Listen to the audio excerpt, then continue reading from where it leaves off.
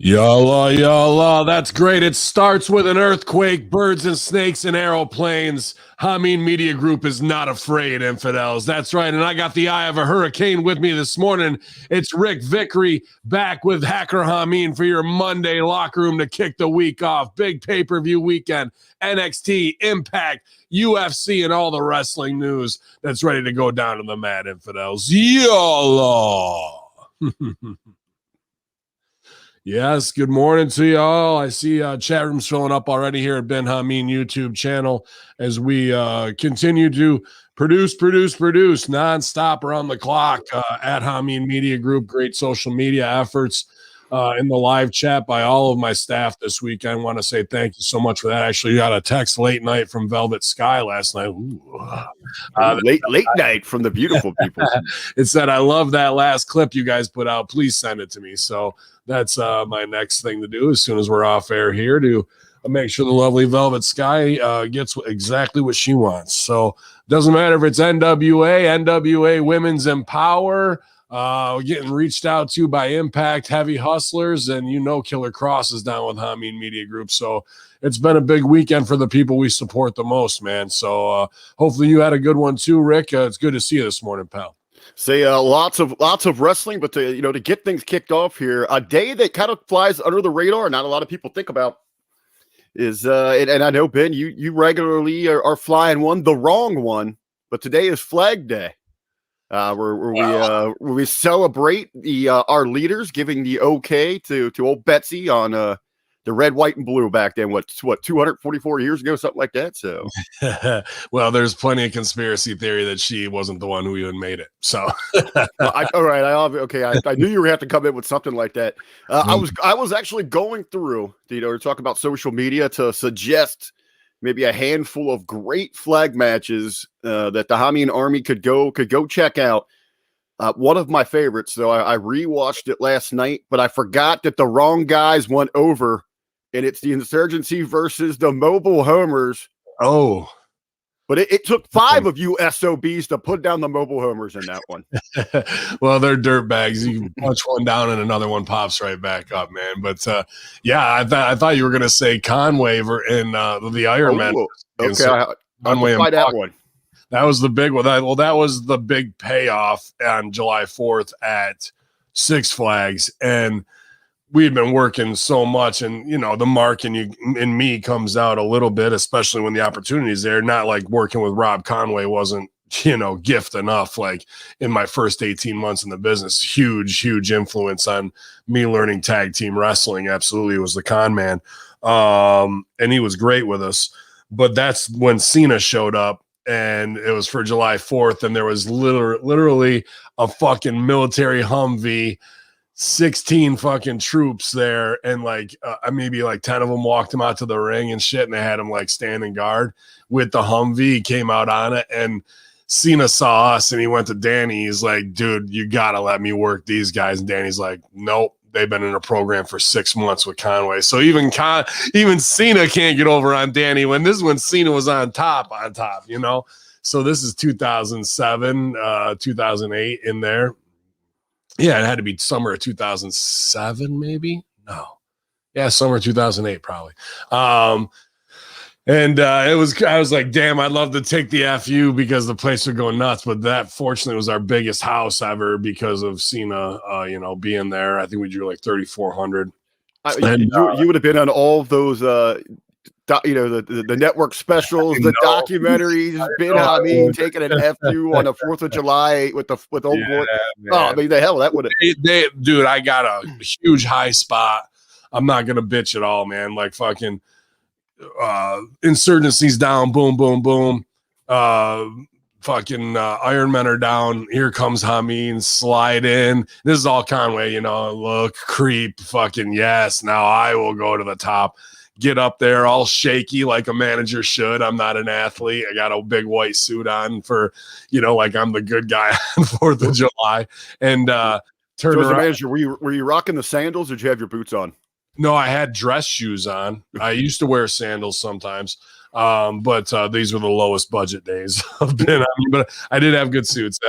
And I get up there, and all of a sudden I feel a hand on my ankle, and I look down, and there's the Buck, and then there's Conway. And I had to do a turn on the top rope of like, no, well, the flag's above me. And then I got double gorilla press slammed off the top rope. And it was a great day, man. Just one of the best shows I've ever been a chance to be a part of. Biggest house. And just the honor that Cena's like, those fucking guys, I want to bump that dude. And he didn't get him. Then he got shut down. So we were all on the same page. Nobody's over at OVW except for Danny Davis. So man. Cena, the ultimate opportunist. He sees the military fleet there, the Hummer. He wants in on that. But absolutely. But I'll tell you that even after our match, and I probably should have been out of the sight, out of mind. Like I changed and I'm standing up. It's like the Batman stunt spectacular, and fucking I'm standing over there, and people can kind of see me, which is me being a mark for wanting to watch the Cena match. Everybody was out there to watch it, so whatever. I was gonna ask, what did Cena actually do? Well, what did he end up doing? Who did Cena work? Did he work Mike Cruel? I can't remember who he beat somebody clean. But on the way out, he fucking comes out on the Humvee and he looks over at us and points at us like, fuck you guys too. So it was fun to get put over. That's my little Cena story. But like, that match you're talking about with Insurgency versus Mobile Homers that's a Rip Rogers 101 and flag match. Like, like the way we tried to work that. And it was awesome, man. The crowd was really with it. The crowd. They're hot. Yeah. But here's what I was going to say. That's a great one to watch. It's in 2 parts on my YouTube channel, I believe. Three parts. Three-parter. I sat through the whole thing as you were talking about that spot where you had 4 people up there on you had 2 on each flag. You have the ring and everybody crotches. It was. Yeah, dude, that was good, right? And poor Beast was in there on the crotch shot on that. Big time, but they loved it. It's a great quadruple down, where everybody's down and I get to do something shady. But there's a match that's kind of lost to history that is a better flag match, which I think, man, and there's a couple ways to work the finish too, but I don't know if you've ever heard of a coward waves the flag match. So you get the managers or whoever on the outside or whoever your corner guy is, has a little white coward's flag that you wave when the guy's been beaten too much. So it's like throwing in the towel. I was going to say kind of toss in the towel match. Like throwing the towel match, but with white flag, you wave like the I surrender flag. So we did all that, and then I take out the babyface manager, and I think it was Dewey. I sneak around to the other side, and the referee had seen Dewey over there. And I get down on all 4, like get down and beat Dewey down and grab his flag so you can just see my arm above it. And I wave their flag on that side. And then I scurry the fuck out and get back to my other side. So it doesn't bear the ref a little, but out of position where he was. But that was the finish. But that's an interesting match on Flag Day. Coward waves a flag. I haven't seen much of that. I don't think I've ever seen it since we've done it, to be honest with you. And that used to be pretty popular, I guess, in the 60s and 70s.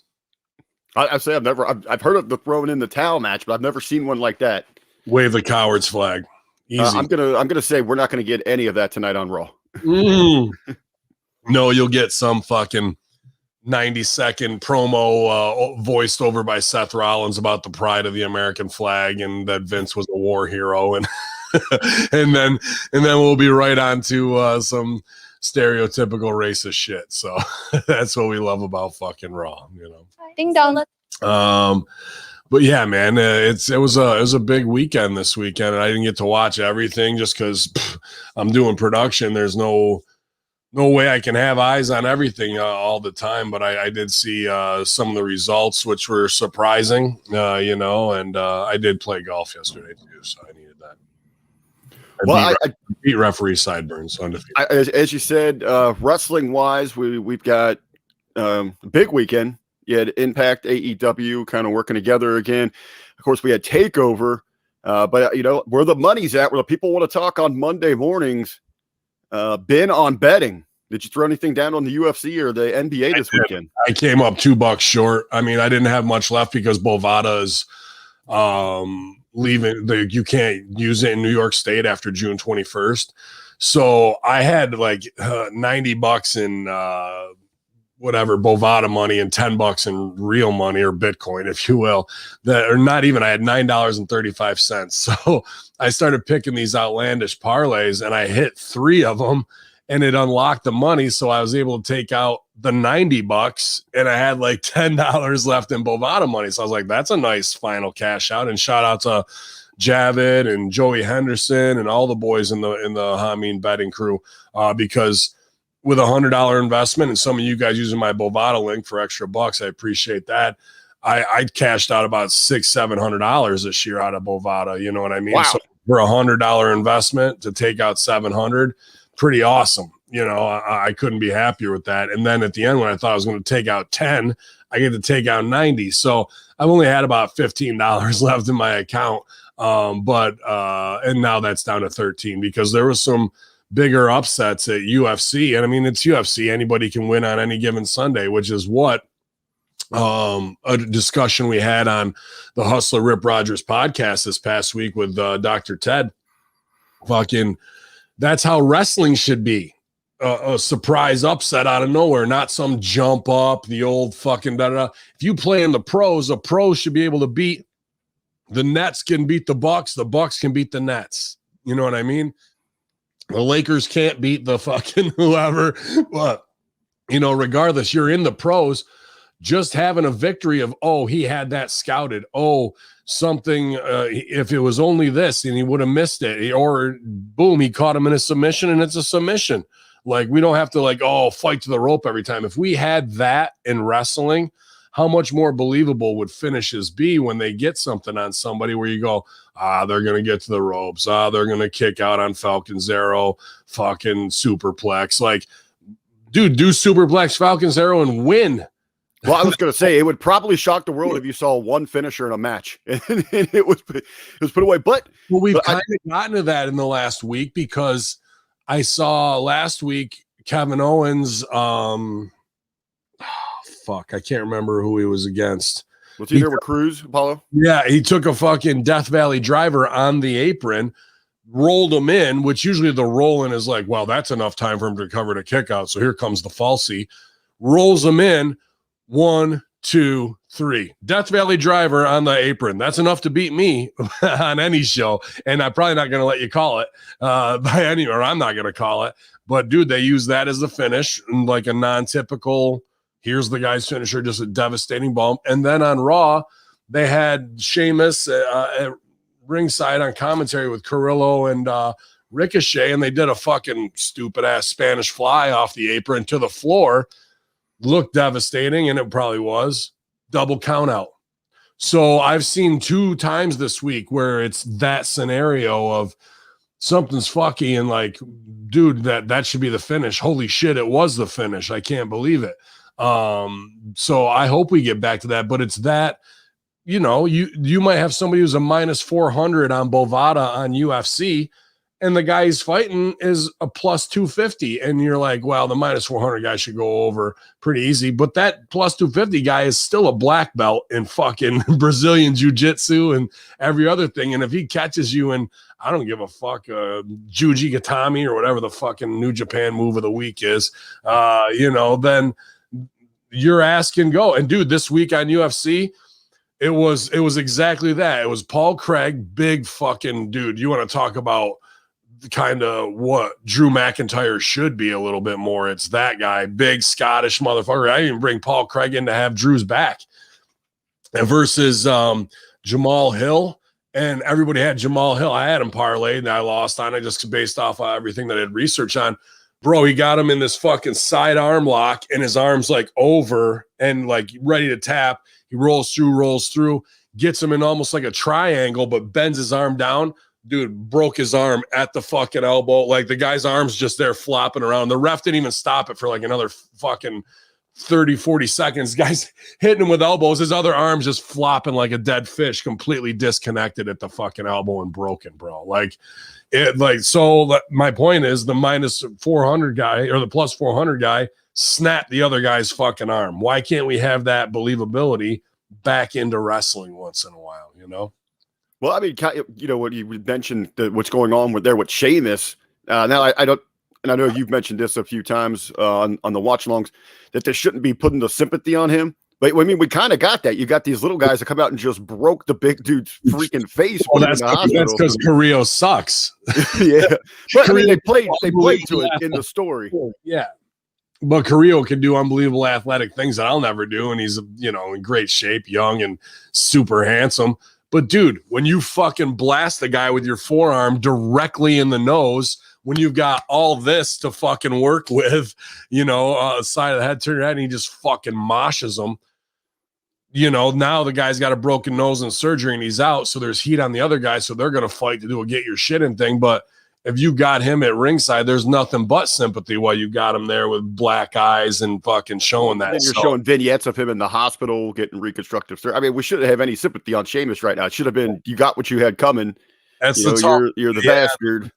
Yeah, really the thing should have been, I did that instead of being like, I broke your nose on purpose, motherfucker, because all you've done is stiff people for the last 10 years. And like everybody in the locker room's sick of you. So I'm the locker room hero right now. Or like, you don't even have him say that. You have guys that Sheamus has fucked over throughout the year. Not fucked over, but Sheamus works stiff. So you could make it look like that he was really taking liberties on guys when he just works hard style like I do. Fucking, and have those guys thanking Carrillo and set that up. And Sheamus is getting more and more pissed. But like, instead, the way they did it totally makes Sheamus the baby instead of going through the back years log of how Sheamus can fucking smash on people. So, you got that. I mean, you could properly use social media that way by having people chime in instead of doing their selfies. You use it that way. And if you're Carrillo, I mean, just for the last month, Sheamus has been kicking your head off when you're not looking. So, I mean, that's your payback. Right. And did they do any of that? Nothing. Because Sheamus is so over, as he should be, with The Office as their workhorse. They're not going to reward Carrillo for breaking their fucking one of their main guys' noses and fucking up their creative. So instead of knowing how to pivot and fucking put a creative solution to it, here's XYZ of what we can do. They just have them go out there and have a match and flip it the other way instead of truly saying this is a gift. But an injury is going to be more of a baby face thing. But there's plenty of ways to flip that and rewrite it. But dude, they don't even come close to scratching the fucking surface on that. Now, back to your guys' conversation you had about those surprise endings, catching people off. You got to save those, right, though? Because then does that lead us back to like the 50-50? No. You're doing them all the time, so you're getting the 50-50 booking again? I mean, don't you have to have your hierarchy with your power guys dominating, and then when they get picked off, it's more of a surprise? Why not have power guys win back and forth? You know what I mean? Of what it is of having something. If Sheamus if Drew and Lashley have fought 5-6 times now, what kind of story should they be telling? Well, it's a one-upsman at that point, right? I mean, at this, who's gonna not necessarily one-upsmanship. That's like, watch me get my shit in and do better. It should be a counter story. And everything that you've thrown at me, I've seen 5 times. I've done my tape library. I know where the fucking pass is going to be thrown, and I got my secondary. Well, I guess that's kind of what I meant. I mean, it's to the point where one of these guys wants to end this thing.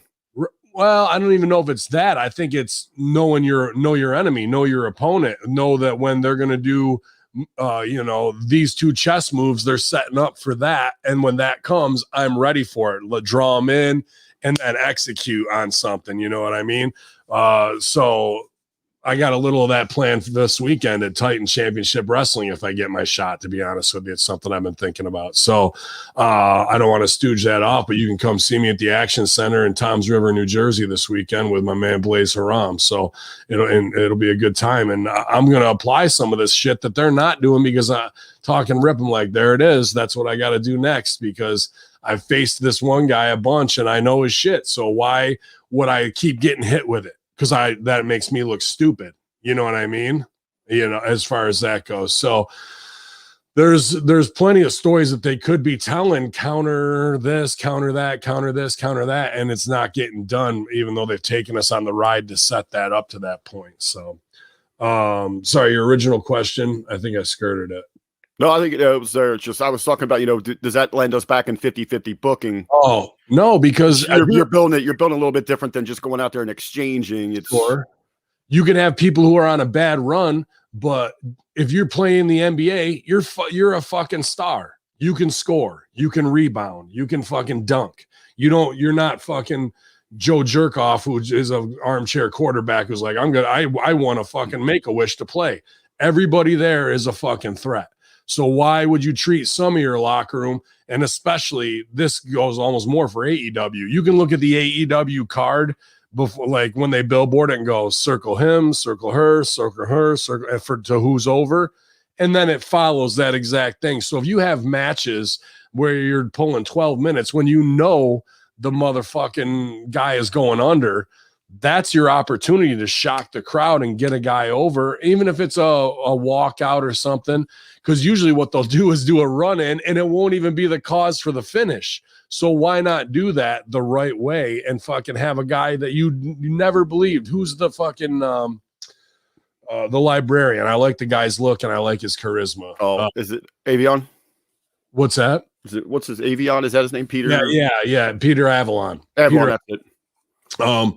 That's a guy who you could get that guy over. There's no doubt about it. He's got the wrestling skills, maybe not the body, but that's good. And if somebody's fighting that's bigger is distracted in a feud with somebody else, let him fucking hit a crucifix pin out of nowhere or a backslide and fucking be kicking his legs like driving it home and beat the fucking guy and give him the win. Instead they'll do the distraction. Peter Avalon will knee him in the back. The guy will go off the ropes, turn around and fucking kill him. You know what I mean? Like, even if it's Peter Avalon, it doesn't need to be 50-50. What if Peter Avalon did that to fucking Rusev and beat Rusev? But Rusev's feud is with Murder Hawk or whatever, right? Then Peter Avalon is the fucking new champion out of nowhere, shocked out of his mind. We've got a huge moment. How's Rusev going to feel? Well, I'm just picturing the old librarian there is going to be running scared for his life because he knows he's got his son of a bitch ready to kick his head off. Probably kill him right there while he's celebrating his title thing, leave him laying, and then fucking, I don't think he should take the belt or what have you, but like then the next week we see on all the little sideshows Peter Avalon getting congratulated, but he's terrified. And then he comes out the next week and Rusev kills him in under 30 seconds. But the win when he won meant something. And if there's other guys that aren't in that title picture, that's kind of a gimmicky one. Who gives a fuck? Like if you got good tag teams going back and forth, there's no reason Pentagon and fucking Pac can't beat the Young Bucks and then run with it and go back and forth. And everything doesn't need to be a fucking big title shot win either. So in UFC, in football, and basketball, a team can win because they're competitive and they're pros. They made it that far. Why don't we have that feeling in wrestling? Hardly at all. I guess a little bit, if we're going to, to put it in that sports terms, though, instead of it regularly happening, though, because, I mean, that's why we know when we tune in, that's why they get huge ratings. That's why the Yankees and the Patriots have huge ratings, because people are tuning in to watch them lose. But they still go out there and win 80 to 90% of their games. Sure. And people are saying they think win-loss record's dumb in the chat. I agree. It's not about that. A loss can mean more for a character's id than any fucking win can for them on a win streak. Right. It's about winning or losing at the right time in the build of the character and the story. So to go, oh, he's 17-1, he's bad as fuck because they want to do it UFC-wise that way, that's fine as a little side stat, but that shouldn't drive every single thing of like, maybe one or two guys to keep them in the upper echelon to do utilities for, utility work for a storyline or a championship. But guys should be able to go over back and forth. Cesar Bononi should fucking fight somebody and lose one week, win the next, until he gets back over. And that's where you have your little feuds like that. Your Dean Malenko size feuds, your fucking Benoit early feuds back and forth, man. In pro wrestling, I know a lot of people, as they're saying in the chat, maybe not, they don't like the wins and losses, but we're smart enough as fans to realize who's dominant and realize a huge upset. If you have loss, and a guy's fucking fighting Hangman Adam Page, you know who's going over. You just know. And you're like, What does that say? Well, why would I waste my fucking 14 minutes till the buckshot lariat comes, and then they're gonna beat Page down, and then here comes the Dark Order. We've fucking seen it 70,000 fucking times. So like that's where they don't have a clue about, and that's almost every Fed, man. Nobody's really operating like that because everybody's just doing a trickle down of what WWE does to lower the standard. Well, I mean, think of the talk of the town coming out, in a couple weeks here, coming out of Hell in the Cell. Even a legend, future Hall of Famer like Rey Mysterio, if he would go out there and shock the world and get the win over Roman Reigns. Perfect. I mean that's perfect. I mean, that's like, when Doug Flutie made his run, 70 years in the NFL. It's that old school dog that has a little fight left in him. And he's been to the top, but now he's going back there again, and it shocks the world. Do you think that's how they're going to do it?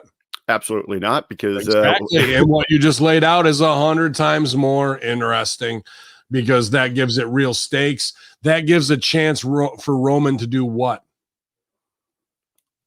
At that point, you're going to have to show a little bit more emotion. Your character evolves a little bit more. Bigger than that, it gives them a chance to react, is what you're talking about. You know what I mean? Yeah, absolutely. Show character more, and more emotion is reaction. You're 100% right. So that if he just wins again, he's just. And I am the head of the table, the tribal chief. Okay, we've heard that 1,000 fucking times. You know what I mean? Ray going over in a holy shit out of nowhere kind of way will have people losing their mind. And I don't think we need a distraction either. Rey Mysterio's a made champ. He can fucking figure out a path to victory. That's interesting. He's won big matches on the biggest stages at the biggest moments, and he's still got to have some fight left in him, even though he's aging there and he's helping his son along. If you're going to do anything, you do it beforehand with Jimmy and Jay, and there's family fucking turmoil where Roman's going in with his head's just a little fucked up, and it doesn't need to be run-ins and slide weapons and fucking Hamin distracting or any of that bullshit. It's just that Roman's head wasn't in the game because his fucking cousins are causing him some angst, and fucking Ray was ready to go and fucking beat him. Roman got too cocky. I mean, look at him. He's dominating everybody, and you're going to bring this broken down, central midget to come get him. I don't look at him as a midget. I think it's a fact of a guy that's established as a former top guy, and there's family beef there. And so now what? They're going to beat down Dominic, and then they're going to beat Ray down too and leave him laying. So now Mysterio family doesn't mean shit. Your dad can come to your aid and he'll get fucked up too. I think Ray should go over. It's way better in the storyline. I think it would. I mean, it lights a fire under the WWE fans' asses to get reinvested, be tuning in. But we do have a headline. I was going to say here before we jump into some of the pay-per-view talk, but we do have WWE's plans to change Roman Reigns' character. They ultimately are planning. They want to keep the direction here for a little bit longer of him, the tribal chief, the head of the table, the unbeatable badass. But somewhere in here, I guess the report is through creative that they're believing that this will turn the fans pro Roman Reigns so that they can once again elevate him to the top babyface in the company. That's stupid. Well, this is coming from Meltzer, who again always has to get those shots in here. So he says Roman Reigns and Kenny Omega are essentially the same character in the sense that they are heels who are being groomed to be top babyface stars down the line of the promotion. AEW is at least trying to book in a way to make matches exciting, and WWF is trying to book Roman Reigns to tell you, yeah, it doesn't matter. He's going to kill the guy. So again, it's always, anytime you have Meltzer with a report here on this, he's got to get that shot in on him. But he's a fucking idiot. I had a 2-point, but we talk about Roman first. But then I was going to ask this reason I was going to bring up the story is, can we even is he credible, Meltzer, anymore? Because the guy's on Tony Khan's payroll. So you're listening to propaganda. That's the same as him last week going, I heard the second week of AEW Dynamite on Saturdays drew on a bigger number than the 560 that it went down to. So that's good. Number comes out, it's 460. So you're a fucking liar, and you're just putting things out there to try and do damage control, and even makes you look like a lip licking lizard person fool, all every fucking time. So stop paying Keller, stop paying Meltzer, stop going to Bixen. People who've never been in this business, never done fuck all, and are nothing more than fanboys to it and acting like they're the end all be all, whatever. Any information they're getting is because it's stooged on high because they're on the payroll to either do damage control or leak some shit, which is very rare. What do you think at this point, though, with Meltzer, is he even getting his stuff, do you believe, from WWE guys, or is he getting secondhand from AEW guys that are talking to WWE guys? Yes to both. There's plenty of WWE stooges. That's still stooge inside there. There's guys who are like legends who talk to guys on the roster. And I mean, say legends, just like ex-refs or whatever, who talk to guys on the roster, and then they go right to Meltzer to stooge or Mike Johnson for $150 payday, whatever it is, man. That happens all the time. Not Hamin Media Group, though. When it comes to Roman changing, well, he will be a babyface, but it's not because of circumstances. It's because every other act on your show is shit. Is the every other storyline, every other time filler match in between, every other thing. Nothing has the commitment to long-term business like the Roman Reigns storyline. Nothing has the high drama, high stakes writing, Shakespearean and biblical brother versus brother torn feel with, that's high level stuff to play in those parameters with. Meanwhile, everybody else is doing, I'm on a scooter and lock your fucking lips with an imaginary key. Get the fuck out of here. Get the fuck out of here. So that it's easy for him to stand out as a top player. Plus, Roman has really found his voice with the slow play and the fucking not over. It's kind of overacting, but it's so slow that it draws you in, and it's really great. And after being spoon-fed Roman for so long, the reason why, and people not wanting to be behind him, the reason why he'll be over as a babyface while he's a heel is because his segments are the most entertaining. And that's a problem, because we should have all segments that entertaining so he could stand out as a heel without having babyface like love behind him, because the performance he's doing is so good. Tony Soprano's a psychopathic murderer at the end of the day with fucking huge emotional problems, but he's one of my favorite characters. Why do I love him so much? Because his performance is up there when we really should be hating him for fucking murdering people, right? But they're going to do the same thing to Roman Reigns, or they have done it, where it's not that they're cheering him for that, yay, circumstance, who's going to come answer the call, Roman. It's that his performance outshines all the other crap. So they're behind him saying thank you for giving us something in 2021 that was even remotely entertaining. So that's the wrong kind of babyface turn, and they'll pat themselves on the back the whole way for it. But you got to turn him baby. Why? Because when he comes out, you listen to the crowd. And I've heard it at house shows before. It's all high-pitched yells, and that is little kids and the ladies and moms. His sex appeal is too much. His coolness is too much. Fucking the Superman punch making him look strong and all that shit. Little kids love that shit. The shield coming through the crowd. It endeared him, but that's why it doesn't matter when he comes out, because moms want to bang him and little kids want to be him.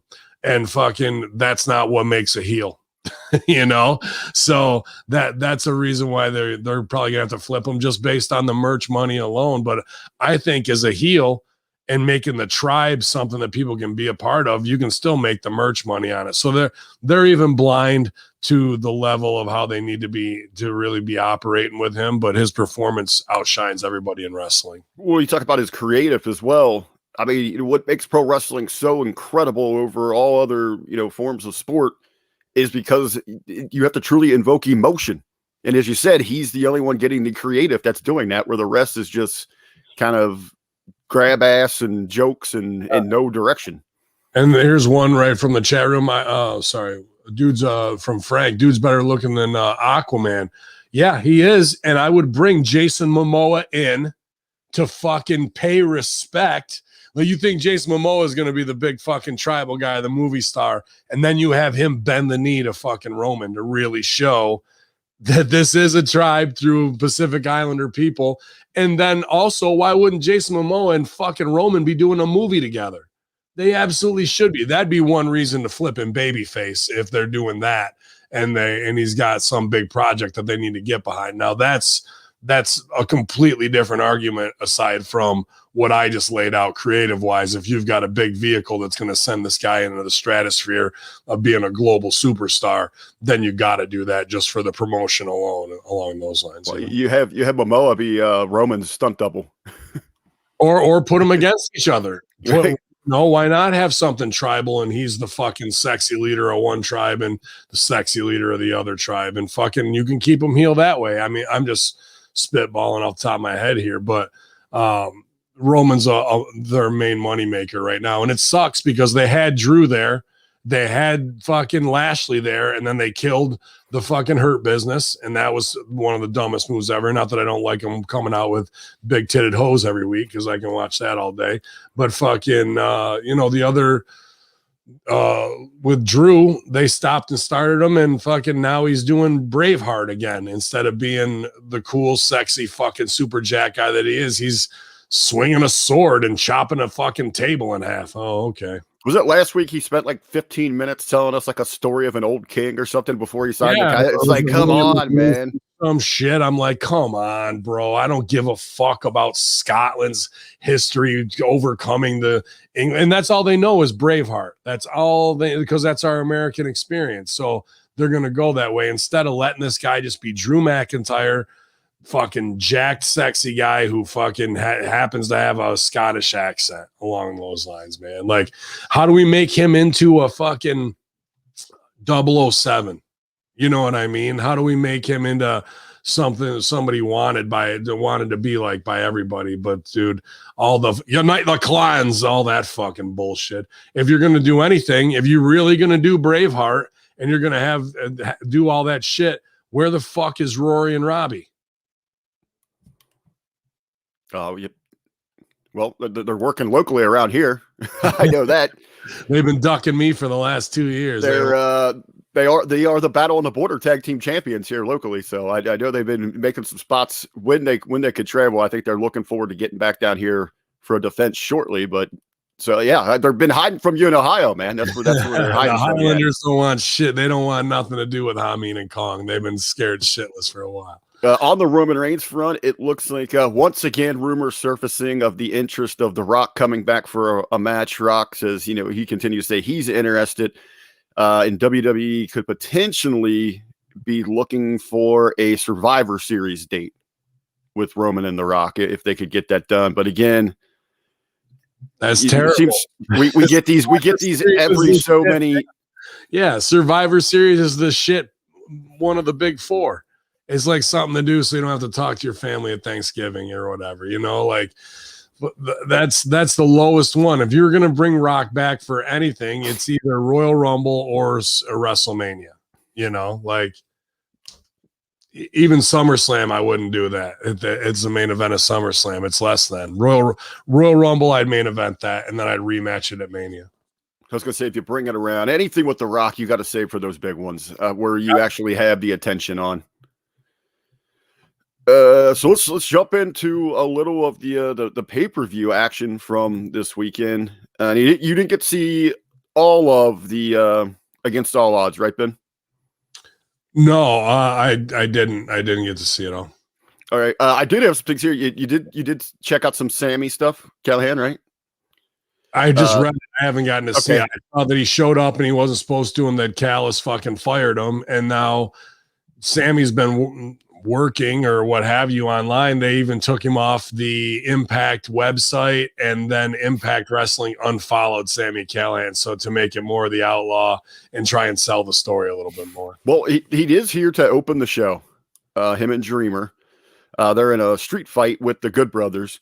Right. It was interesting in this match, which was really nice, is you don't usually see, like, you get these no DQs, anything goes street fights, and you have people working towards the weapons where they're starting like traditional lockups and chain wrestling. Not the case here. They immediately go get, they got all this stuff around the ring. They're bringing everything they can out. They're coming high energy on this thing. What was it was a fairly decent show, but when you come out, sorry to stop you. If fucking you're in a weapons match and the weapons are out there and you start with a lockup, you're a fucking moron. But you see it so often where they start working towards that. There's plenty of fucking morons, is my point. Yeah, dude, if we're going into a fight and it's legal for me to use this fucking gun, I'm going to shoot you. I'm not going to go fucking, let me beat you up real quick and then I can shoot. I was going to say, if you're in a bar fight, you're not looking to throw down, you're looking for a bottle, Yeah, dude. Well, I mean, it depends how much of a dirty bastard you are and what that's what I do. I'm looking for a store, a bottle, or anything weapon I can get on, That's just the kind of places I hang out in, though. I mean, you got to get dirty. To that point of a weapons fight where it needs to be weapons, and you're worrying about wrestling, like that, then you don't know your storyline of what it needs to be. You know what I mean? That we've gotten to weapons because we've wrestled and done all that shit, and then I did something personal and hit you with a weapon, and now it needs to be retributed. So now it's like we're at that level. So anybody who's in a hardcore weapons match and they're available and you figure you want to get your shit in and arm drags, unless it's like kick the guy in the nuts, drop him, put some tacks down and then arm drag him onto tacks, you're an idiot. If you're just out there to do your fucking moonsault and your swanton bombs and all that shit. So, I mean, you come out, in pun intended here, you come out so impactful that, and we saw it on NXT as well, that the opening 6-man, I mean, they were all over the place. They're going crazy. You get the crowd excited. Then you go to that second match and you're leaving. It's so hard to follow this act. And it takes these crowds forever to get back into it. And I felt that was the story of both of these nights, where I thought Impact had way better storytelling going in. You felt a little more emotionally invested into this show itself. But when you come out firing all those cylinders like that, in NXT as well, I mean, it takes you forever to get back to that level. Weapons match should have been semi-main event because there's no way you're going to be able to outdo that with dudes hitting each other with weapons, or right before what would be intermission on an indie show. The first match should be this: start with wrestling. You don't go outside of the ring. It's very strong, back and forth, competitive with a real submission or a pin. So we establish wrestling for the rest of the show. So when we do a non-finish later, we know we're conditioned what a simple finish is. And it should be a simple finish. Rip would say, have a guy beat with a fucking sunset flip in the first match. That simple. And fucking then in the main event, when somebody does a sunset flip, what's the crowd possibly think? Well, they're thinking for another finish. It could be because we saw it. We were conditioned. And then when they kick out, it's a fucking believable falsie. But this is the simple shit that they don't even want to try and do to make the whole show an experience for the audience. Instead, it's get your shit in, weapons up first, and now everyone's got to try and follow that with some phony wrestling. So that's a bad booking decision right out of the gate to do that kind of shit. Even if it fits in your Sami Callihan storyline, there's better ways to accomplish that instead of sacrificing the roller coaster ride of the show for one story. What was the other one that you said? What? On NXT, they started out hot. So here's the fucking thing. First match needs to establish wrestling. You don't go outside of the ring. You give them everything. Let's go back to fucking Double or Nothing. That's exactly what Serena did with Riho. And it's set up everything. Then you go to Popcorn, where it's fucking girls match, Lana versus fucking whoever, so people can go to the t-shirt stand and they can go to fucking take a piss and get their popcorn after they got into their seats and shit like that. And then you come back with your angle match of what a storyline is, in Seg 3, something solid that way. Which you can do a non-finish in because you set up the finish in the opener, and then we had people like, and then they come back for match 3. It's hot. This is the psychology of how to build a card to get your audience into the whole experience. What does AEW do? Send the Bucks out there and fucking let's have a 22-minute, do everything, do it all. And it all looks good and it's all fun, but it's in the second match. And now we've got 3 more hours of show that's just a regular match, a boot, a fucking submission. Dude, I just seen these guys jump off the Empire State Building 8 ways to Sunday in the fucking opener. Like, after Serena established wrestling, Follow that. And they go to the back like, stole the show, Briz. You know what I mean? Yeah, you did steal it. You stole it for the rest of us because now there ain't fucking shit we can do to follow that. And that's also on Khan putting that match in that spot because he don't know how to build a card. So there's apparently Impact doesn't either because you don't open with a weapons match to fucking do super hardcore. You know what I mean? It sucked not sucked. I had a hell of a great time at Titan when me and Blaze went over on Rick Recon and the Merc fucking in the Iraqi prison match. But guess when that match was on? Well, you're probably main event, semi? Main event, fucking 4.5 hours into the show because A, we got to set the cage up as an indie show, but B, if you open with that, nobody's following a fucking thumbtack, fucking cookie sheet, kendo stick, nunchucks, razor wire, like now wrestle after that. Okay. This one seemed to go a little long, but not some of these marathons that we've seen. You're talking about, but how hard it makes you have to work that much harder in the main event, right? To get that crowd back after they're already done, bro. You could feel it after the Bucks matches that should have had so much more pop on stuff. They were just sitting on their hands, man. Like, what was it? It was Moxley and Kingston versus Bucks. And then by the time we got to semi-mains and shit like that, they're just all sitting there like, what the fuck? I'm so burnt out, bro. You know what I mean? So yeah, I felt that way. Obviously, we don't get that reaction with the Impact show as we still don't have our fans back, but I felt that way with TakeOver. One of the big other happenings here, if you're following Impact, they did some business with their stories. A lot of stuff left open-ended. But I want to talk to you about the main event. It just kills me on the Impact side because I know Tommy Dreamer, Scott D'Amore, and D'Lo Brown know better than this. On Con, anything's possible. But fucking, and especially their EVPs. Bucks haven't really booked shows and cards. I mean, I'm big, Nick and Matt always been cool to me. I'm not trying to say they're this, that, or the other, but what shows did they put on before AEW? Who taught them how to book fucking full cards?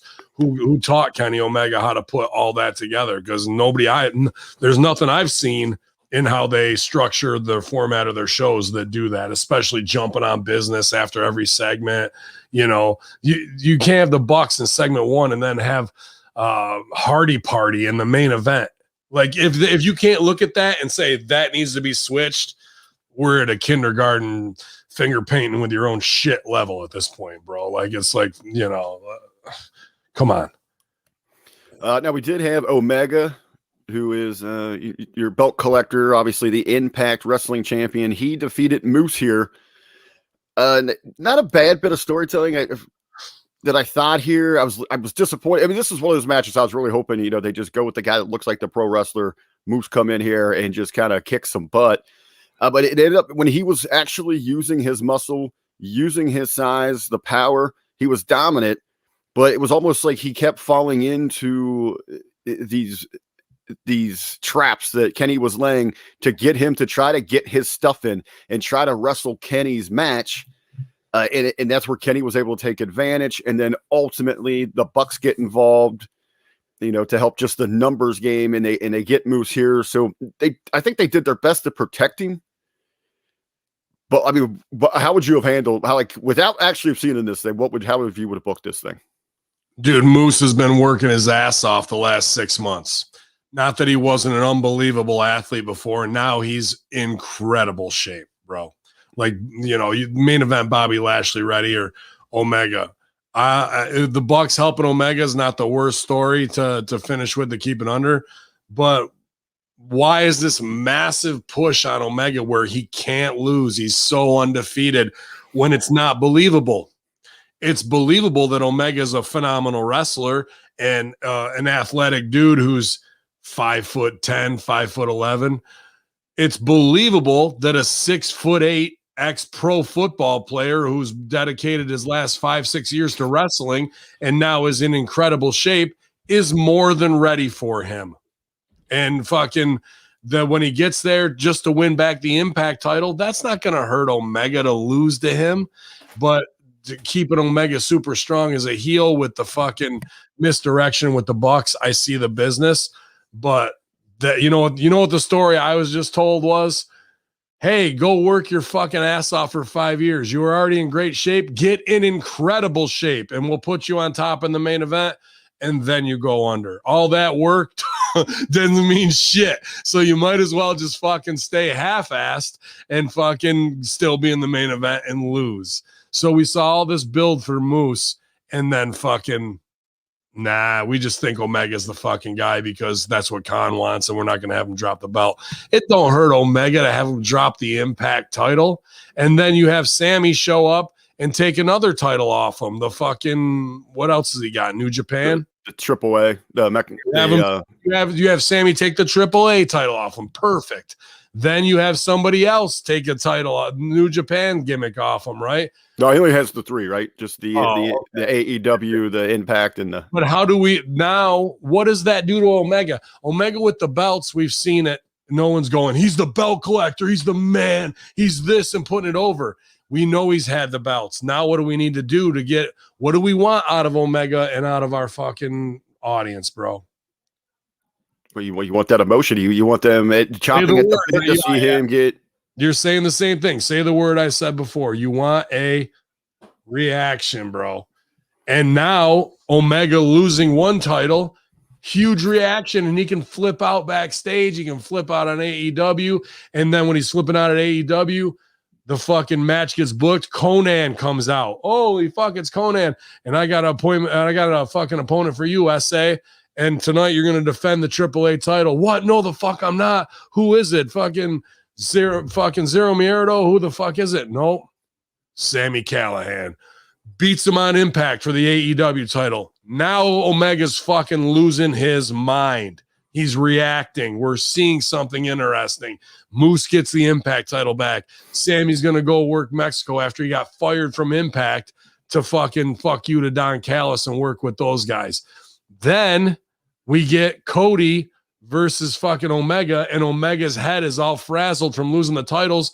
Remember what I was talking about earlier? On any given Sunday, anybody can fucking win. There's the id why Kenny should lose the fucking. Then he went from belt collector, talking shit, strutting around, to having nothing. Then Kenny has to turn on who? Well, then at that point, he feels that everyone betrayed him, abandoned him. So then he's going against the Elite. So, and mainly the Bucks. But first, before we get that, we're going to see Kenny and Don Callis. We're going to say, why didn't you have my back? I was just going to kind of suggest that. So as Kenny's in panic mode, he's going to Don, you got to fix this. I believe that everything's falling apart around me. You're the one supposed to be holding my world together here. What's better? What I just laid out for fucking 12 weeks or not even, you can do that in 5-6 weeks. Yeah, I hate the shotgun business, but fucking that's a lot better than walking around with a fucking Jerry curl perm saying you're awesome and telling the Jungle Boy that he reminds you of a gay underwear model like you used to be on the fucking show. Like that's the dude. One has a real Shakespearean fucking rise. You put them all the way up there. You take them all the way back down. Now we just went to the top of the mountain and we're just like, nah, we're staying here. Fuck it. No story, no nothing. It's just going to be this, that, or the other. We beat everybody because, they like me and their marks for New Japan. So I'm going to be that. Like that doesn't have any fucking emotion and teeth in it and fucking taking your audience on the whole ride, dude. So they're babies to wax when it comes to this shit, bro. And it's not all their fault. They're just giving way too much, way too fast, and they don't know how to construct a full show or do their own storyline that's going to take you on the full fucking ride. Well, I think what was interesting there is you have Moose, who fell short in number one contenders match before. Now he falls short actually in a championship match, but then immediately afterwards they pivot to Sami Callihan, who I guess is the time traveler. He's moved around from spot to spot before, but he goes from Nashville to Jacksonville from the top of the opening match to the main event here, and he takes it to the Elite. So, I mean, it looks like they're setting him up to come for the next Impact challenger. He's fired, though. No, so we got to get around this somehow then. I think he's going to go to AEW. I like the fucking AAA thing, man. I mean, I doubt they'll do because it comes out of nowhere. It really surprises you. I mean, could you see the vignettes of Sammy running around down in Mexico and all that? Or he's fired from Impact and wins back the Impact title. Now what do you do? Then you really got a rogue SOB running around with your belt. We built Kenny up there, and we missed on not having Moose go over. That Moose going over was essential in the storyline.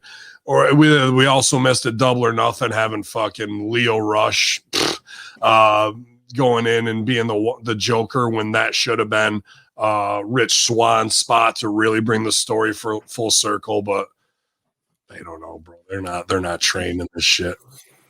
I don't know. Just as a fan of the old HWA here in Cincinnati, I am looking forward to the potential of Sammy and Moxley teaming up, though, again. Yeah, I mean, that'd be both are probably the coolest guys in the business who are right in the I know what's going on today and I know what's hot, whether it's the hacker stuff or, I got to be a reinvented James Dean kind of thing.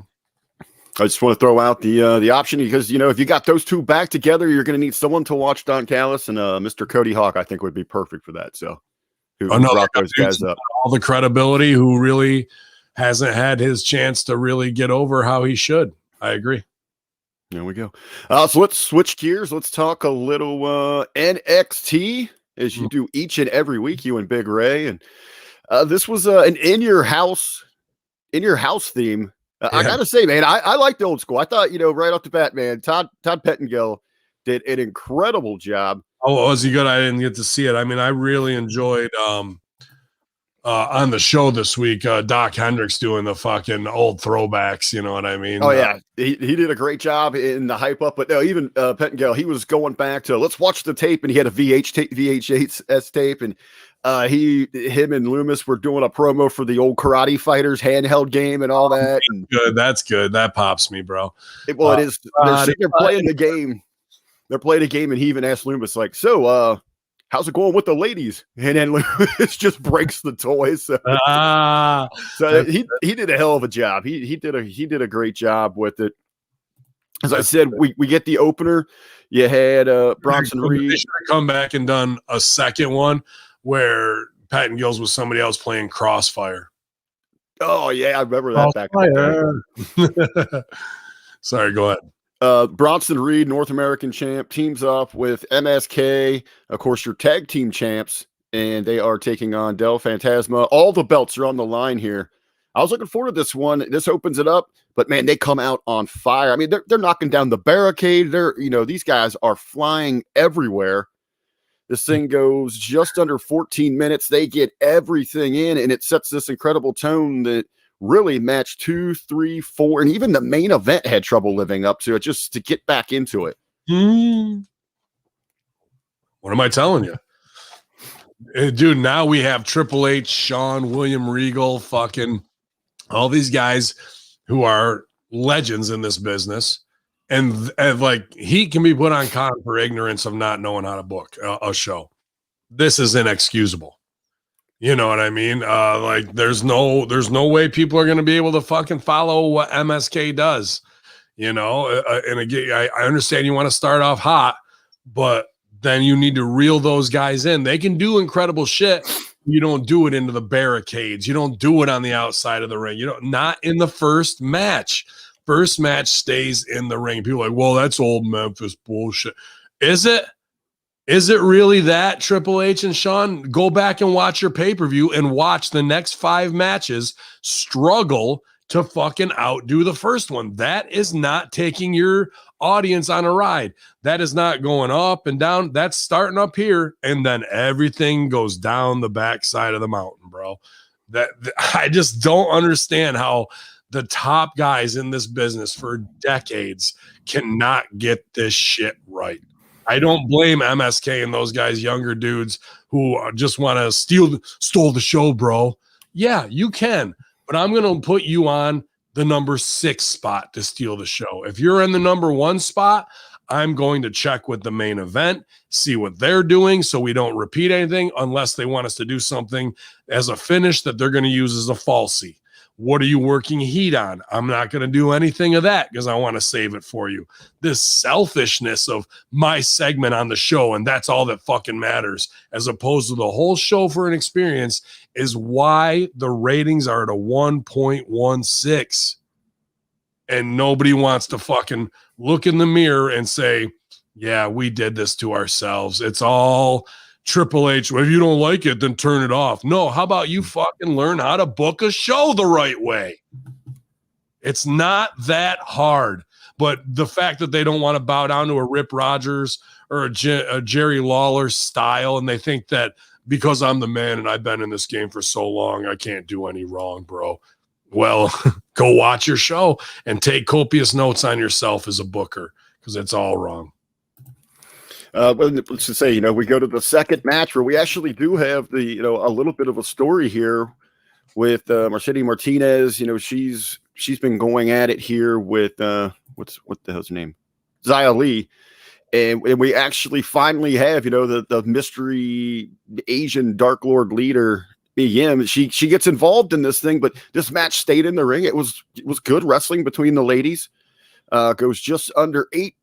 But by the time you're getting to the story, what's happening here, I mean, the little bit of the audience they just have, the live chats that was running around, and people are just out of this thing. It's like you say, the structuring. Another match. Let me stop you. They did too much in the opener, yeah, but that's a good popcorn match. Girls, second. You said they're kind of out of it. I'm not saying I want anybody to be out of it in our shows, but you need a match after something that sets them off in a babyface win kind of way.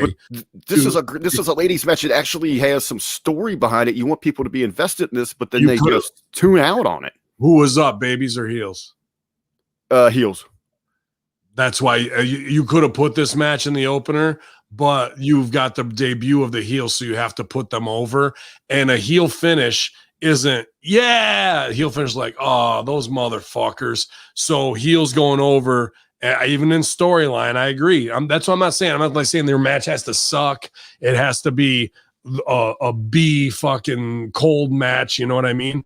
The wrestling was good at it, but they stayed in the ring and they get to the story afterwards. A heel win and a debut is going to suck the life out of the crowd a little bit, the entertainment. So the next match should be babies. Their pop will be bigger because they're down. You see how the pendulum shifts back and forth?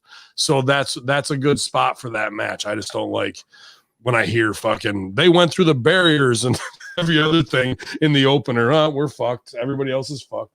That did out third here. We have the $1 million ladder match. Yeah. LA Knight goes over Cameron Grimes. This match itself, I liked it. I know looking at some fans online, because they come so conditioned to having everything thrown at them, including the kitchen sink during these ladder matches. Mm-hmm. They used the threat of violence. They avoided some big spots, and there was really only 2, say, dangerous high-end spots in this thing, and one came at the finish when Grimes went through a ladder, allowing Knight to go up and grab the case. I don't know if it was the right decision. They've really cooled me off on something incredible they had with Grimes so far. Going with Knight, but the match itself was entertaining. I would have put Grimes over too, but LA Knight's got money written all over him. Eli Drake, whatever. Dude, and Grimes is the babyface. Babyface better chasing it. And the other part of this is too, and he's been criticized for this, but he might have been the smartest guy in the room. Who does Eli Drake pretty much take from directly? Well, I was going to ask you about this. I mean, everyone's saying he sounds a lot like The Rock and more like Stone Cold Steve Austin. Let's not forget, they even put over on the pre-show that back in the day, the old ringmaster was running around with the $1 million championship. Got it. You got it. So if he was just kind of taking the tricks of Flair, Rock, and Austin and not even making them his own, really, and then they see that, and then they have this, and it's time to do the decision of who's up, Grimes or them. They go, what if we got another Austin here? Should we fucking really do this, or should we go down the same road? Even though the ringmaster thing was shitty for Austin, it drove him down for him to have the moment, which he got himself over, that sent him into that trajectory. Why not take the same chance on LA Knight, man? A guy who's not past his prime by any means, in his prime, but like, you thought he would have been a hotter property 4 or 5 years ago. Same with Stone Cold and the Hollywood Blondes and ECW and da-da-da. Is he going to get carte blanche to say what he organically needs to say. Will they trust him that much? That's the fucking where the line comes in. Cameron Grimes is over with character. The storyline of being a crypto billionaire is awesome. A babyface chasing is better, but I don't know. Do you chase the $1 million championship, or are you just now the new $1 million champion and like you never put the belt on the line? You're just a money guy. Those are sidebar discussions, but I don't think I would have put it on Grimes, but I don't think this is a bad decision right here. And dude, Eli Drake's been ready for the main roster. He came through FCW. He's one of those properties that had money written on him, same as Ethan Page, and they just let him go out the fucking door instead of getting max investment back off of their investment in them. So we'll see if now is the time where there is that opportunity for him to become a Stone Cold Part 2. That'd be interesting if he just kind of just transitioned, took the $1 million championship and showed up on Raw or SmackDown with it. Why not? I mean, he's a $1 million champ. He can. And I don't think Grimes needs it. There's plenty of drowning your sorrows in your millions of dollars. Like we can do tons of funny scenes to keep Cameron Grimes over. I was going to say kind of what I picked. I was going to ask you, where would you go now? What direction would you push him in the future? I've got to imagine, I know he didn't get his from the lottery, but I'm comparing it to that, those crappy reality TVs like The Lottery Ruined My Life, like having him like lose it all now. And you got it, bro. We did what? Where was he when he started? What was he? Well, coming in, he was just, hell, I can't remember now. He's got everything he's been given. He's made gold out of it. Carney. Yes. Right. And then the crypto thing takes off and we're going up the mountain. And we do all the fucking thing, right? Yodel-hee-hoo. And fucking now we're up here. Top of the mountain is $1 Million Man when you're talking high gimmicks, right? We didn't pay it off, so he lost. Now his reaction is going to be that of frustration. Maybe he goes on a bender. Maybe he starts spending all his money frivolously. And then what if Bitcoin takes a massive hit? Now down the fucking mountain he goes, bro. And that is the journey we want to see. That's yin and yang. You get it all, and we want to see you go all the way back to the bottom, because that's the American way. You can do it again. You know what I mean? So I think there's, like I said, there's more teeth in a storyline for a loss for a high stakes character, and to see more and more and more loss. That's an intriguing story. We did have the headlines, the tweets, the social media kind of overshadows this thing, but they tie together, so I will mention it.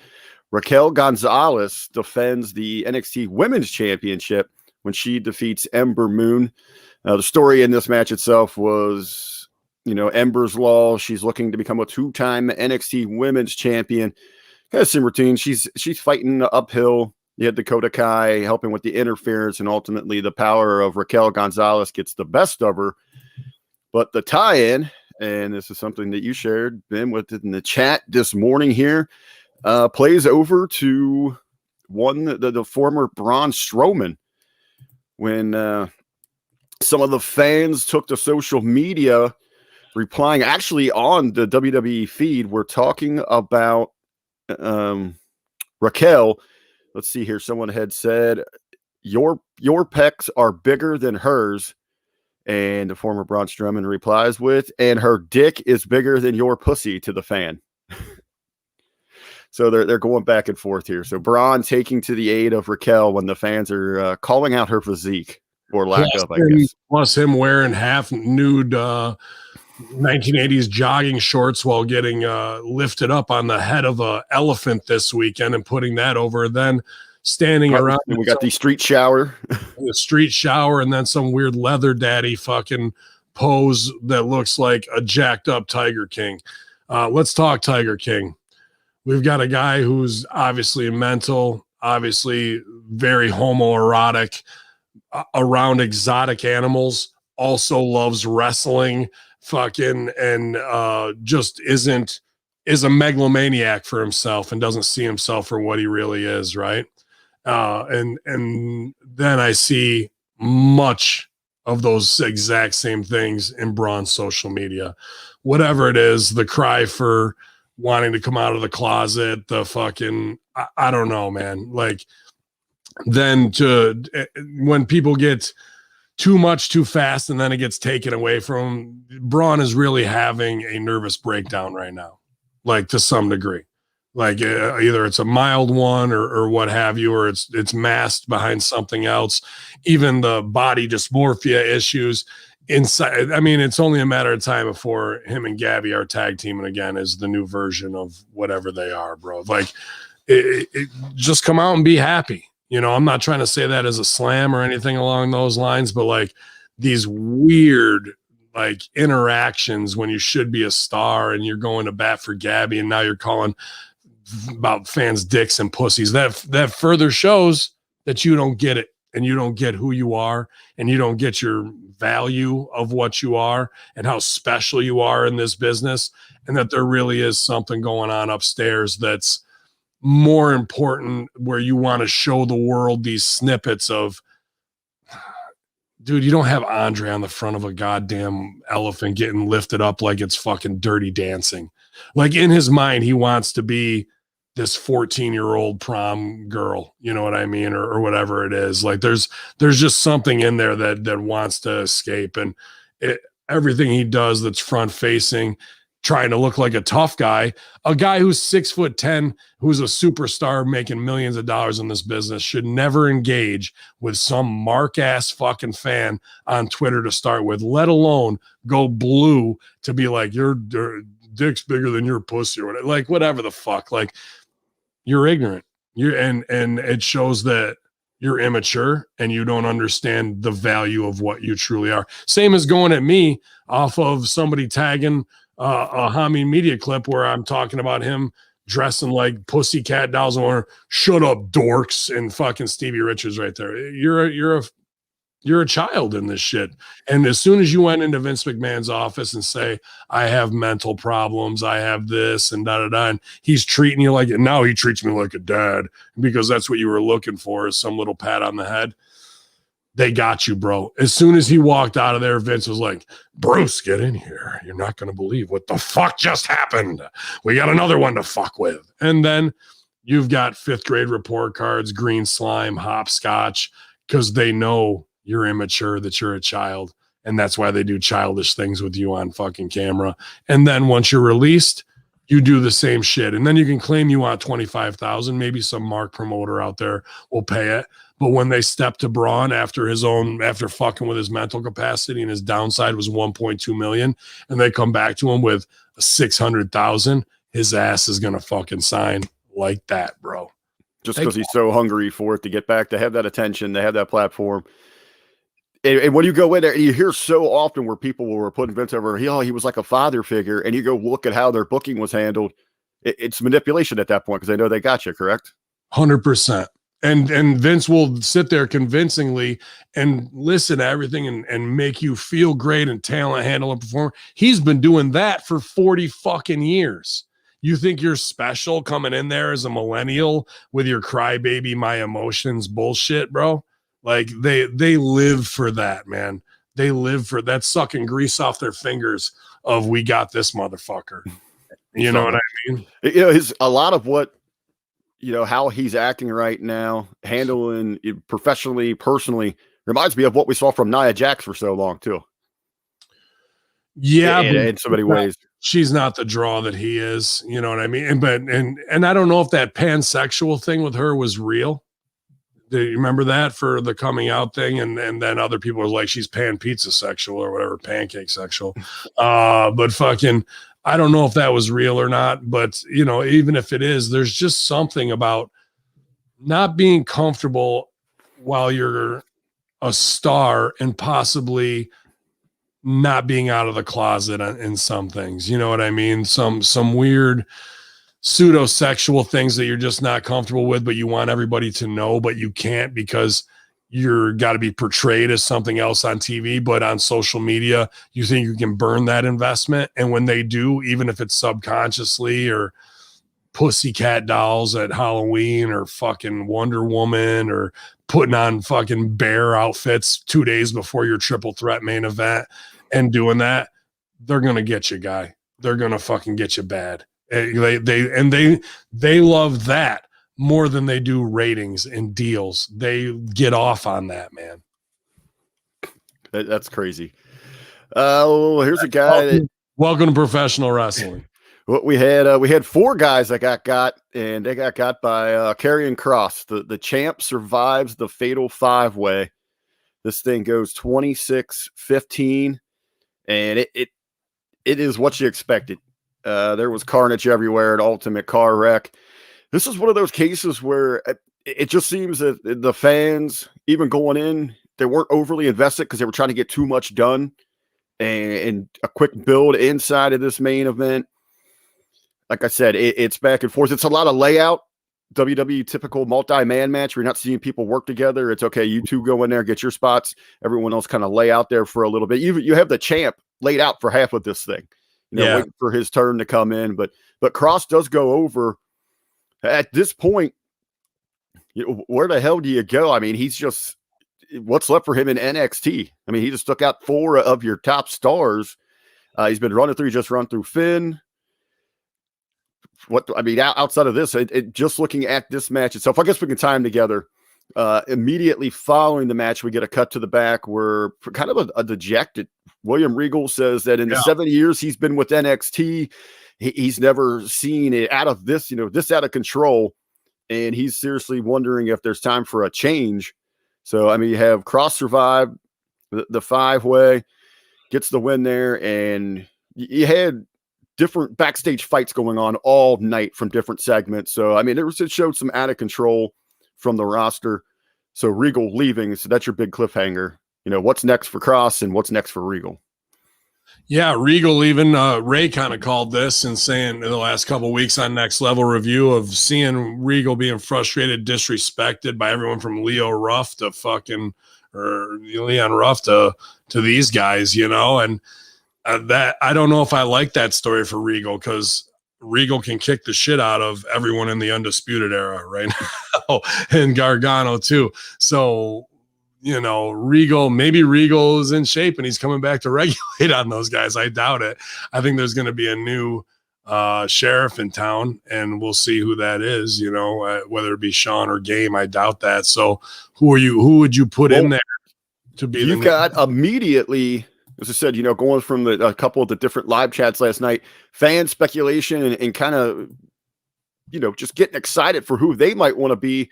And it seems that I don't know if it's maybe the sheets just jumping on what people want to hear, but we've got multiple sources saying there's talks that it's going to be Samoa Joe returning. I don't see where that does anything either. You know what I mean? Joe will be good, but I think William Regal's a far more respected, in my opinion, not from what they've shown on camera, but unless he's going to just be William Regal's regulator, like Regal has a buffer between them where Regal gives the order and then Joe has to go get it and people won't tell Regal to fuck off. They have to tell Joe to fuck off and then Joe chokes him the shit right out right there.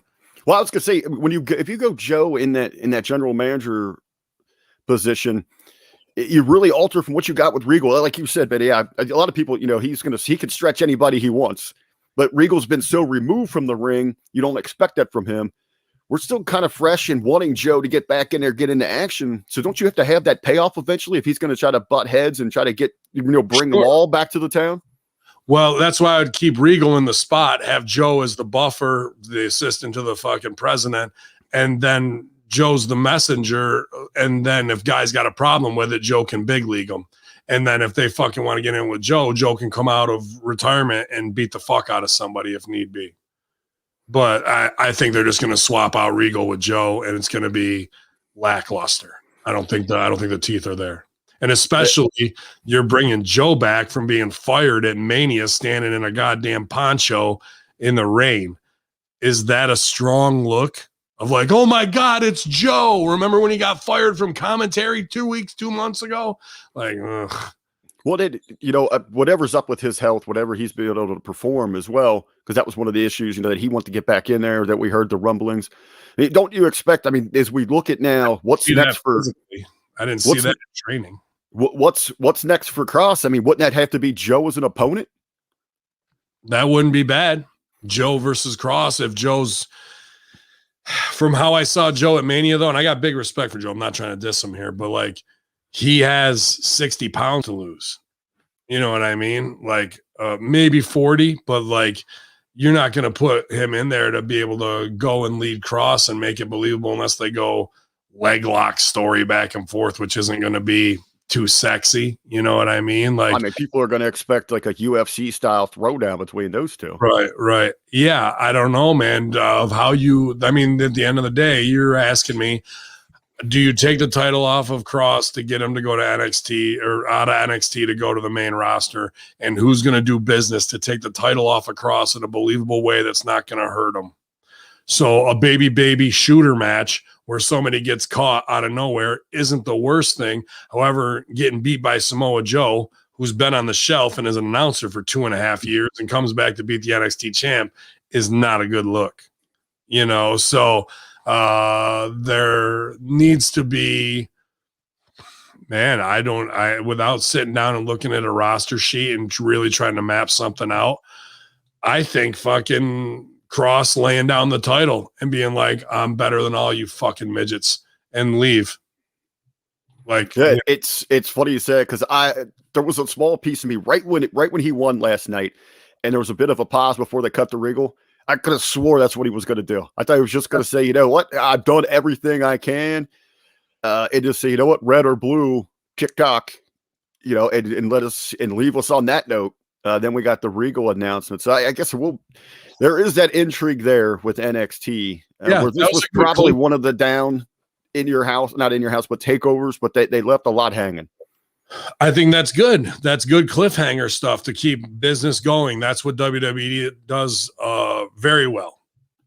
But I don't see anybody on that roster going over on Kross that's going to be believable. And I think TikTok, I'll come back for my belt whenever I want it. And having an open tournament on the next pay-per-view, we're going to crown a winner tonight, is the fucking way to go with that, man. You know what I mean? Even hold it up and build the rankings of who gets to be in that match, or some lethal lottery and things along those lines. There's a lot of gimmick things we can do to lead up to getting, let's say there's 5 spots, or let's say even a triple threat. Let's keep it even more simple. You have a battle royal or Royal Rumble for one of those spots. You have a number 1 contenders fucking match that goes 20 minutes for one of those spots between, it could be a 4-way between all the guys who were in this match for one of those spots. And then you have, I don't give a fuck, we can come up with something else. And that's your triple threat. We're going to crown a new winner, right? There's 4 to 5 weeks of TV right there as we build towards the NXT SummerSlam takeover and getting that. So, and then Kross can transition to the main roster and make his debut the night after SummerSlam. I'll continue to say it. They need to do something. Hey, he's got too much talent to be sitting on NXT for you. Well, what was great is that they went to NXT after all these cuts with Nick Khan and Canyon Ceman and fucking, you know, whoever else, fucking, what the fuck's his name with the dick piercing? Prince Albert. Prince Albert? Fucking Bloom. Yeah, Bloom. And fucking and those guys were sitting on one ass cheek going, oh fuck, they got to see what we got here now. And if I was sitting there and I was Vince and those guys who, you know, I'm sure they know about Adam Cole and all that. I'm not saying they don't.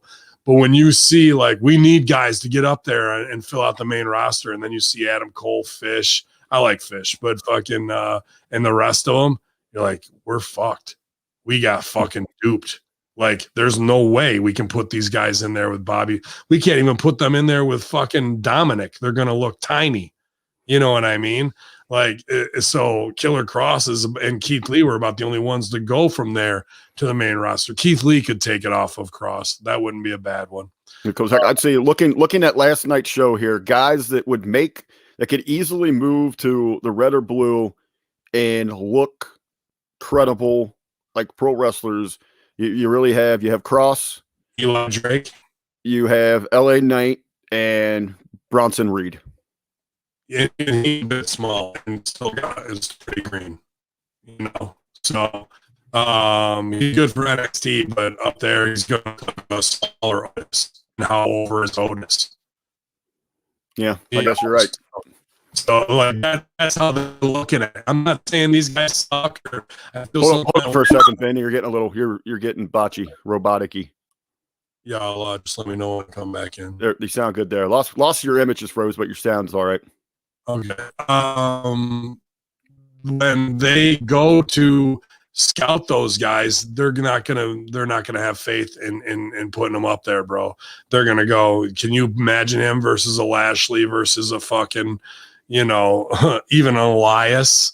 Like they got worked by the Young Bucks' best friends from being the elite into contracts for these guys who are competent workers.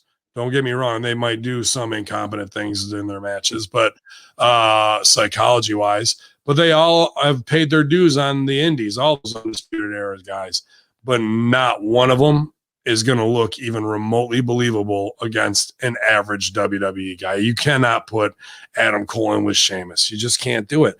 And the fact that that's on the menu from what they invested into Adam Cole and them, they're going to have to eat crow because of it, bro. And like you said, I think the only two guys on that entire roster are Eli Drake and fucking Killer Kross that got any main roster money right now. And Tommaso Ciampa. Tommaso Ciampa could get over too, and he's working his fucking ass off to look unbelievable. But then you worry about with Ciampa though with the neck. Having to get if they're opening back up and whatever his schedule is going to be. I constantly worry about Ciampa's neck and then guys working around it. But then go check out Ciampa's Instagram and the workouts he's doing every day, bro. He's got a great home gym, probably sponsored by Force USA / Stevie. But dude, he's got a neck press machine where he had 45-pound plates on it the other day and was doing this with his fucking neck, bro. So the guy is doing what he needs to do, putting on unbelievable striated muscle to support everything for his repaired neck. I just hope they work around it and it doesn't take anything to hurt it. That's what scares me. So, but he's in unbelievable shape right now, bro. Oh, he looks incredible. I mean, he looks like a star. So right. So that's a guy who could go there. He doesn't need to be in the top, whatever, but him versus a Chad Gable, like that's a fucking match. You know what I mean? Like you're going to get something there where he might not be the biggest, but the body alone shows that this guy's got more work ethic than anybody else. And that's enough to be a babyface and have the world behind you. Very nice. Well, brother, is there anything else in the headlines you want to hit on? The rest of this stuff is nah, man. We give them plenty to show. We're coming up on 90 minutes here, man. Yeah, unless you want to talk about how Sasha Banks' mom did not like her name. I don't want to talk about Sasha Banks' mom ever. Ugh. So, is she hot? Sasha Banks' mom hot? I wonder. Probably not. What Sasha's going to turn into? Actually, yeah, I think I've seen some pictures of her before. I think she looks all right. There you go. Yeah, I don't know what Sasha's doing. Are they taping Mandalorian? Whatever. Who knows? Who cares? Yeah, no. But yeah, man, it was a big weekend UFC wise. That guy getting his arm fucking snapped was gruesome. If you want to see that was cool. I think not putting it on Moose is a huge, huge miss. Eli Drake and Cameron Grimes are both going to be fine either way. And I'm glad that they had Kross go over on all these guys that are going to be a big loss in investment at the end of the day. I hate to say that because they've all paid their dues 10 times over on the Indies and Ring of Honor, but they're not going to make it any higher than NXT. It's just the reality of the audience perception when you get to the mainstream. You can't put them next to an Elias or a Riker and fucking go, this is the guy, because they politics with Sean. They're great politickers, all those guys. They know how to play the cutthroat game. I'll give them that. Where Kross probably doesn't, because he's got the legit goods and is just trying to get better every day. You know what I mean? He doesn't have the road miles they got, but they also don't have Conan, Disco, fucking Dr. Tom, all these guys telling them how to play the game every day. So, and they also don't have the hottest chick on the roster on their side either. That's another nice thing to have, of like, oh, we get her too, you know? So, but will Braun ever learn? I say no. You know what I mean? Not from the online behavior that I'm seeing. You know, they just don't know how to be stars, protect their investment, and get to that next level when you're standing on the streets in Clearwater Beach, Florida, and think it's funny or cute to do showers. Because what are we real? What, it's not about the shower on the street or the elephants. What does he really need more than anything? We're just looking for the attention. Or just attention. And did any of those things you saw this week, negative, positive, make him $1? No. And I think, it's just not, it's not just an isolated incident. It's when you build them all up here. And I think it's one of the more, important things you said during the show is it's not you're not tearing him down. You just hope he finds a little peace of mind so that he doesn't, the self-destruction of Braun Strowman. I think this is the month to fucking pull the trigger and say who you really are and fucking be proud about it without any blowback. And it's going to be a lot more freeing than doing this sus behavior all the time while trying to play fucking Jack and the Beanstalk, the fucking the giant from that. You can't be both. And I'm not saying you got to go out there and do fucking Rico and Billy and Chuck, but at the same time, everybody can see, man. It's fine. It's fine, and it's not going to make you.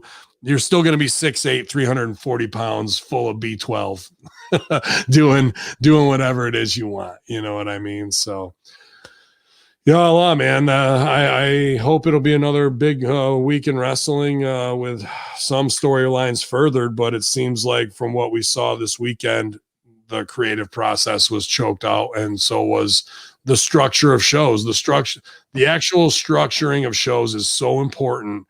And nobody is getting it, even from the showstopper in the game to the fucking Adderall in the fucking lane. They don't understand how to fucking build a full experience. And I'm still shocked at that, man. Well, I can say they had the post press call for NXT that Triple H always does. And Sean joined them on that, HBK. And they're talking about Regal. And it's like they're in and out of the storyline, and they're exposing, Triple H is like, oh, he's been such a vital part of the organization here. I can't imagine it without him. He'll always be here in some capacity, a coach or whatever. And then Sean chimes in like, he might not be an on-screen character, but he'll always be like, you're killing the business here of what you're building. Is he leaving the company? Is he totally just who is that you were talking about? Down? Oh, Regal? Yeah, Triple H and HBK were talking on the press conference call about Regal. So instead of leaving it out there like we can't get a hold of him, we've been trying to reach him after he left. He has a lot of other responsibilities here. Is he going to abandon, taking care of everything daily at the performance? Instead of building that up, they're completely dismissing it. And even for Sean to come out and mention character. We're now at a point inside the WWE bubble. I mean, and when we say bubble, it means brainwashed. It means completely oblivious to how things are going. The WWE bubble is now so impenetrable and so fucking misguided that the greatest performer of all time, arguably Shawn Michaels, and possibly one of the greatest in-ring technicians of how to get a match over as a heel, Triple H, are now exposing their own business that they're writing, thinking that there's two worlds that they get to operate in, where one is the phony wrestling world, but then in these scrums, they can shoot, bang, bang, and talk to the fans in a certain way. Those two guys, above all, should be protecting, should be fucking furthering story, should be showing the recruits that, look, even when we're in the Scrum Job Millionaire fucking press conference, we get the business over, and this is how you work the fucking internet. This is how you do it. But instead, they're just talking locker room shop to them to fucking do that, bro. To people who've never paid a due in this business, they're fucking letting them in there. And of the guys who should be untouchable, Shawn Michaels and Triple H should never be talking really to the fucking press on press conf. These guys are fucking gods in this sport, and now we're lowering them. That Hausman and Bixen and fucking anybody else can ask them a question that's a shoot bang bang, and they're gonna lower themselves to that level. That's disgusting, man. I don't know. Me for like where I'm at here, going from the fan, the journalist side, I want to be worked. That makes it more enjoyable. With the work as a journalist, I would want to be proud of being part of the preservation of the fucking phoniness of wrestling and making the reality and setting them up with a softball question for them to hit it out of the park to further the fucking storyline. When we got Killer Kross on Impact Attack, when we got Chelsea Green on Impact Attack, I'm not going, so when your character does this, that, or the other, I'm talking to fucking Laurel Van Ness. I'm talking to Killer Kross, not Kevin Kross, who fucking, hey, Kev, tell me about your, like, dude, I want to put over that he's got the flyest chick in the game, that he is a military brat, that he is a conspiracy guy, that he is a fucking badass fucking shooter. I like all of those things, not, man, I don't need to explain it. What's your favorite potpourri at home that you and Scarlett like to sit around with her? Fuck out of here with that. Yeah, that to me is the biggest thing, that people want to get so inside the bubble. It's more enjoyable. Get worked. Have fun with it. Don't lower the status of your fucking stars. You know what I mean? That's the whole thing. And then when you see the most legendary ones doing this Mark fucking internet shit, oh my God, bro. What hope is there for the rest of us to try and protect the business? And then Game goes online after being chastised about that kind of shit and says, turn the fucking channel if you don't like it. How about instead of me turning the channel and don't like it, you do the right thing and make the show the right way so we don't have to have this conversation and you're just doing an excuse of like, you don't like it, fuck off. No, not when you're at fucking 600,000 and you want to be at 6 million. Do the show the right way and watch things build and fuck on instead of fuck off. You know what I mean? So I don't know, man. All he cares about, I guess, is cashing in before the next stock price and getting his $2 million every fucking other quarter and doing SEC illegal activities. Well, we started to show off comparing wrestling to real sport. We don't go inside those locker rooms. And if we do, it's about the fucking business that just went down, heading into playoffs. What is it? What does it mean? For your team. I don't know, man. These are the last days and times of this business. There is no, when you have the gatekeepers at the highest level not protecting it, then why should it? That trickles down, and why should anybody else care? Is what the message is. Absolutely. I guess one of the things that's always killed me too is, kayfabe's dead.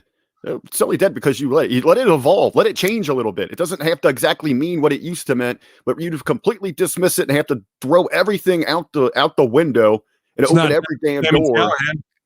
Sammy Callahan's working it right now. He's one of the few that know how to do it. It's not even know how to do it, that attempt to do it properly and know where their money is and their bread is buttered and doesn't think that he's over and uses every little detail, every moment to try and further his storyline, man, and make it believable to the viewers, even if it's 120,000, even if it's 460,000. And then the brilliance of what he had in WWE right over Triple H's head, bro. I know, because I wrote part of it and the feedback was Game doesn't get it. And I even wrote Game into it. It was going to be more about Sammy versus Game, Sammy fucking up the show and Game being hot about it and trying chasing him down. So if you can get him to take the bait where this is about me, then he'll start trying to understand it. Exactly. That's exactly why I wrote it that way. But very good. Whatever, man. Well, I'll tell you where we do have good content. Tons of it from last week. If you missed anything, Stevie Ray TV had some awesome interviews. I know you sat down, did some very cool stuff with the development number 2. Is very. I mean, it was a great week for me getting to talk with Rip and Man Beast. Then the next day, I went on and with John Paz, and that's developmentals on both of our Patreons, Hamin Media Group and 2-Man Power Trip. Audio at $1 tier on mine, video at the $5. But we had Adam Revolver on, who was probably the best kept secret, and I hate to say this because I love him, but he was my writing partner, but he's in the OVW bubble, and it's kind of an all right place for him to be now. He's the William Regal of OVW, came up under Danny, Rip, Al, Mondo to start, really, Cornette. Now he's Al's right-hand man, runs everything there, been the fucking 2-time OVW champ, multiple time tag champs, books all the shows, ring crew. Like, it don't matter. Power does it all. Adam Revolver, like we call him Power because he's so white, and his nickname was White Power, not because he's racist, but so now it's Power. But to have Power on there and to reconnect with him, and everything you hear Dr. Ted say, you know, that's his tag partner for 15 years. That's our writing click together when we were there, and the guy is a meticulous attorney level dissector. Some people think he's a robotic clone, the way he looks at wrestling emotionlessly and how he analytically processes all information. It's just one of my favorite conversations I've had in a long time on a podcast. And then the next day I got to be with the Chris Silvio on Light the Fuse. So it was an OVW affair for me this week, and I really enjoyed the shit out of it, man. A lot of high level talk on all of those shows. Very, very nice. And across the board, all the other affiliates, shows that we got, all of our brand management partners, top to bottom. Go back and listen to anything from last week, or just get geared up for what we got coming this week.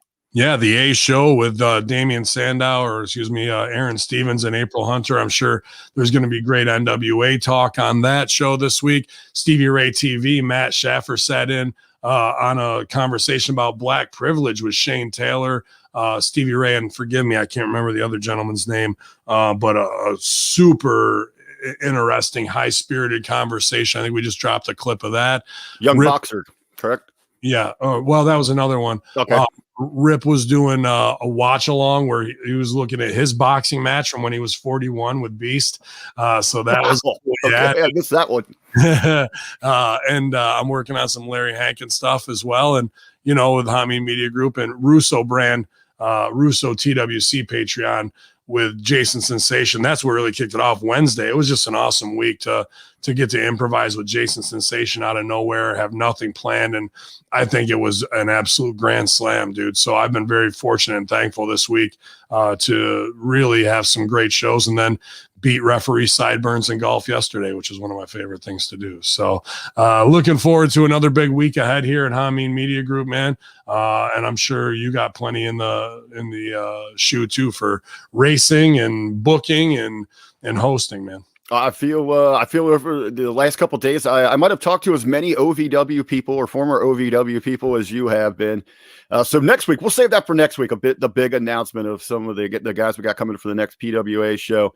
Obviously, always busy at the track there, but some re-gearing, retooling, and coming at you stronger than ever with 2-man power trip. You want to talk about amazing content?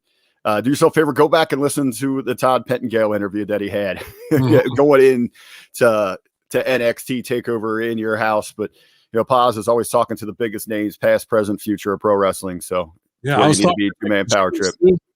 Mickey James possibly coming on Russo brand to promote, and as well as the new he's not with us today, Dr. Ted, but ODB's meet and greet. He's the host of that on Russo brand as well. And second episode, bitches, is out there right now. So check out my man, my man ODB, my man Dr. Ted, and my girl, Old Dirty Gimmicks, aka Jess, having a good time, man. We're glad to have them on as well. No better time to subscribe to russosbrand.com than now, and Russo TWC along with all our affiliates. Like, cut the cord on cable. There's no reason to watch anything else. It's all about wrestling podcasts. That's where you live. Yalla, man, we're gonna get the fuck out of here.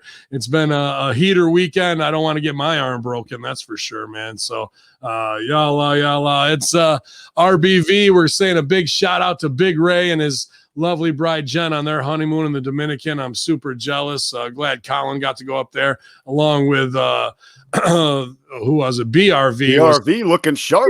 Yeah, everybody looking good. Is the best man up there. That really was awesome to see those pictures this weekend, and we're checking in on Ray on his honeymoon, living vicariously through him. So do it, you guys. Pour yourself a nice cocktail, get laid, and sit by the beach. It's Rick Vickery. It's Hacker Hamin. It's the Monday Locker Room Infidels. Yalla.